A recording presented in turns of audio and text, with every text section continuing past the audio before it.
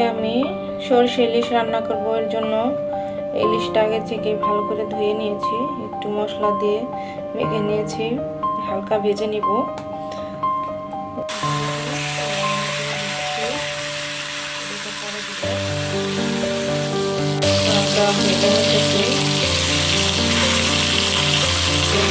আমার ভাজাটা হয়ে গেছে, এখন নামিয়ে নিচ্ছি।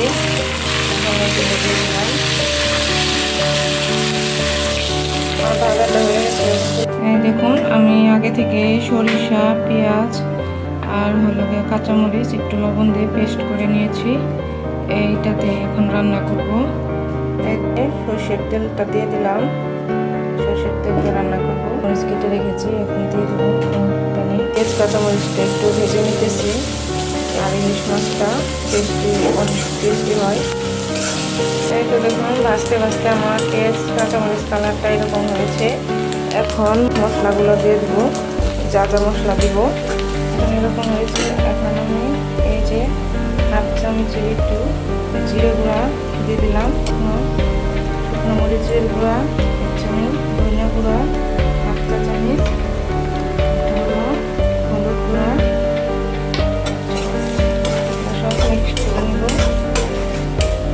1 চামচ লবণ দিয়ে দিলাম, নেড়ে চলে দেবো। এই পর্যায়ে একটু পানি দিয়ে দিব।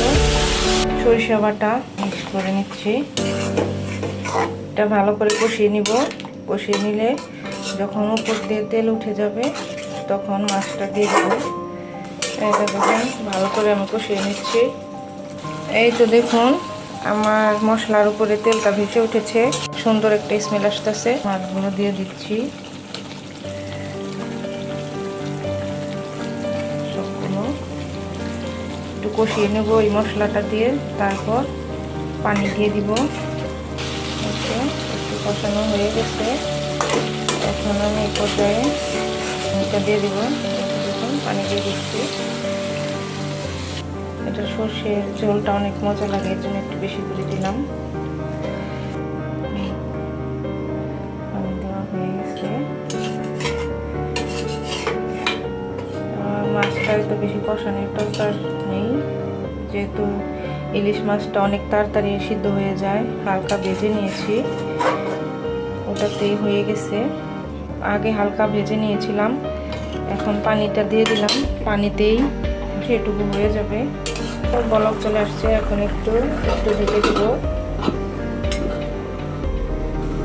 2 মিনিট পর ঢাকনা খুলে দিলাম, একটু নাড়াচাড়া করে দিব। হালকা একটু চেখে দেখবো লবণটা ঠিক আছে কিনা। ঝোলটা একটু কমে গেলেই নামিয়ে ফেলবো।